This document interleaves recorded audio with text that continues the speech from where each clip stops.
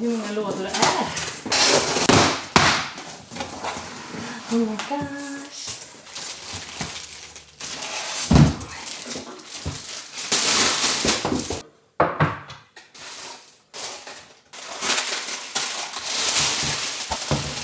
Oh my god.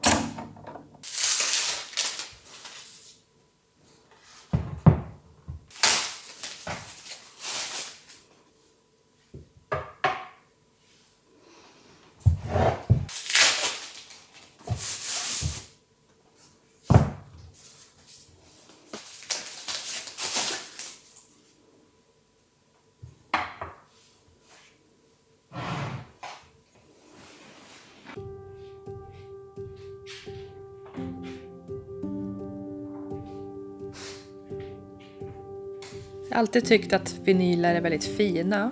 Men jag har liksom aldrig förstått meningen med att ha dem. För att all musik som jag vill lyssna på finns ju på Spotify.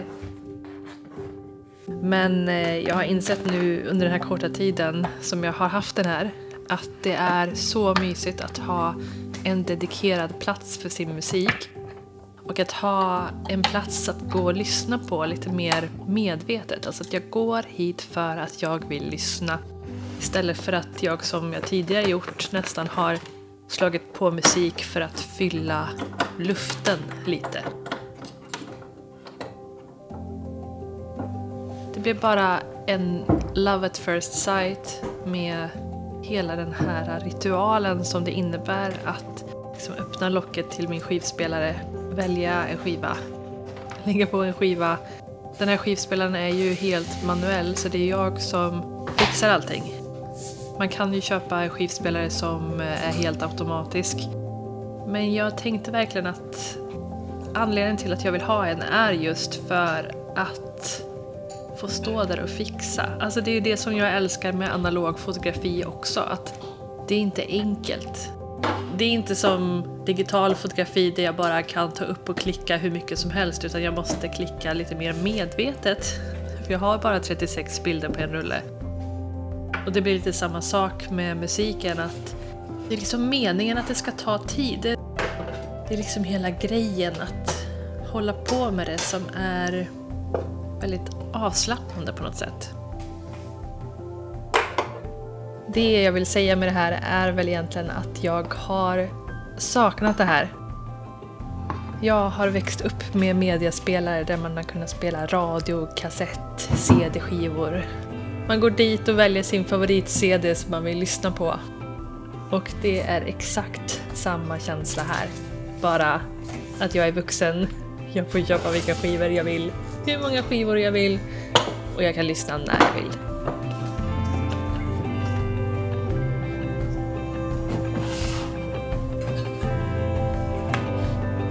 Jag har ju köpt lite olika LPs. Vinyler. Några av dem har jag redan stoppat här i. Men vi har också ett paket att öppna idag som kommer från Nederländerna. Där ett av mina absoluta favoritband befinner sig. Jag bara snubblade över det här bandet för... Vad blir det? Det måste ha varit samma år som vi gifte oss, 2022. För jag hade låtar från ett av de här albumen på våran bröllopslista. Som jag taggade till med. Men det som var så himla fantastiskt som jag kände med det här bandet var inte bara att jag blev helt obsessed med den första låten som jag hörde. Utan också att hela albumet var så himla bra. Man kan ju bli kär i liksom en låt här och där. Men det är något speciellt när man hittar ett band där man bara älskar hela skivan. Och flera album dessutom. Så jag har beställt 2 av deras album. Jag vet inte om de har släppt fler än de här albumen. Men jag älskar båda de här. Bandet heter förresten Haven. Eyes Closed heter det här albumet som var det första som jag fastnade för. The Sea, alltså första låten på den här plattan, var den som jag fick upp på Spotify. Jag tror det var Spotify som rekommenderade till mig. Det är liksom en korsning mellan, vad ska man säga? Liksom modern musik men samtidigt lite filmmusik. Ni måste gå in och lyssna. Jag tror att de här kommer bli min mest spelade artist i år när jag kollar Spotify Rapsen. För nu nyligen så har jag hittat till det här albumet då.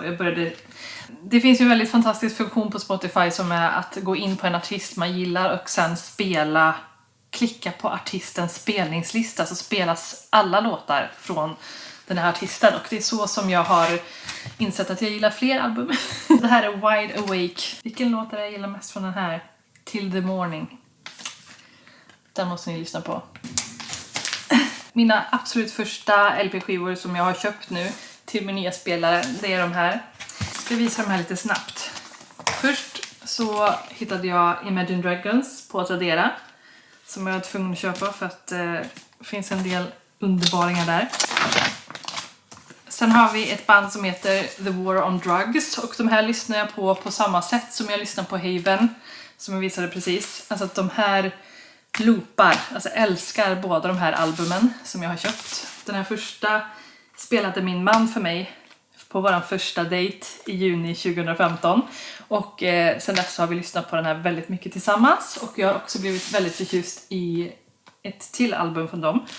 Så den han spelade heter Lost in the Dream. Och den som vi fortsätter lyssna på sen är A Deeper Understanding. Ja, men superbra. Alltså återigen, alltså ett band där man bara kan lyssna för alla låtar är bra. Alla.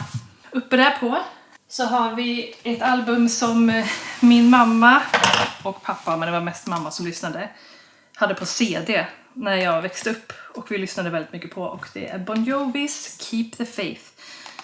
Otroligt bra album. Och sen sådär som man bara kan lyssna på hela alltihop. Och det kanske är så det blir när man har haft en CD och växt upp på 90-talet. Att man lyssnade på musik på det sättet att man köpte album och lyssnade på alla låtar. Favoritlåt här är Dry Country. Den är så jädra bra. If I Was Your Mother är också väldigt bra tycker jag. Sen, resten här, det är gamla godingar. Alltså jag älskar ju äldre musik. Framförallt så älskar jag jazz från 30-40-tal. Men jag har också, ska ni få se, köpt lite 50-60-tals musik. Men vi kan börja med i alla fall ett band som heter The Ink Spots. Och de här är så bra. Jag har en jazzlista på Spotify där jag har hittat en massa olika artister. Och det fanns väldigt många låtar från de här. Så jag tänkte att det var en bra första skiva att köpa. Alltså de är så härliga. På samma tema köpte jag också Billie Holiday.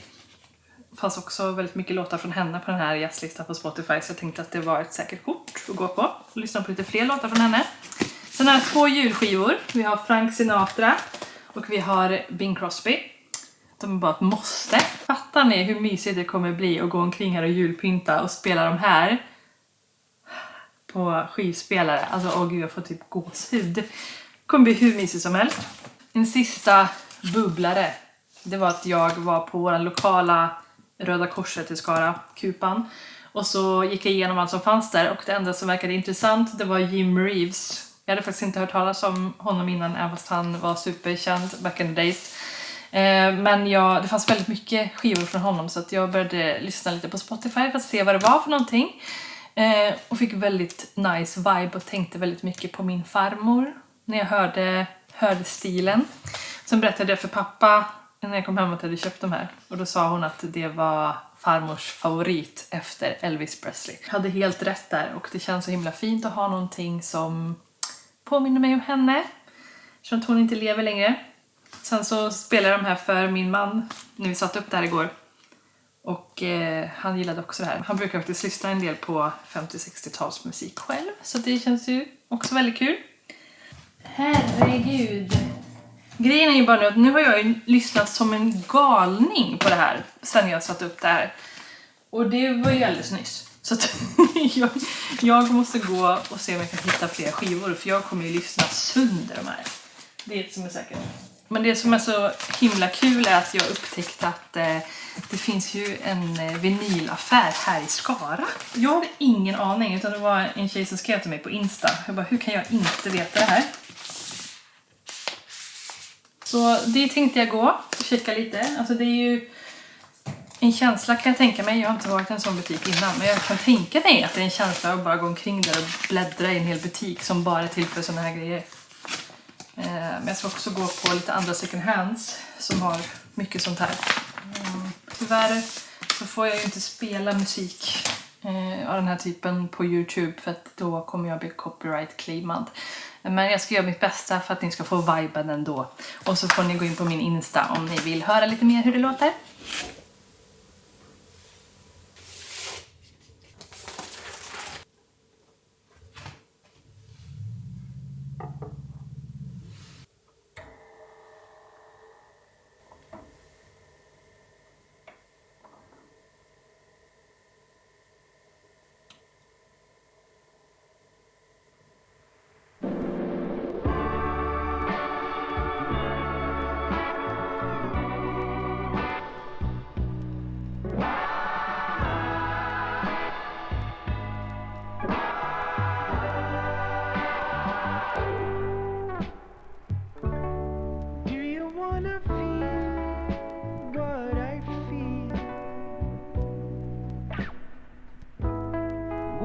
Step away from your shadow.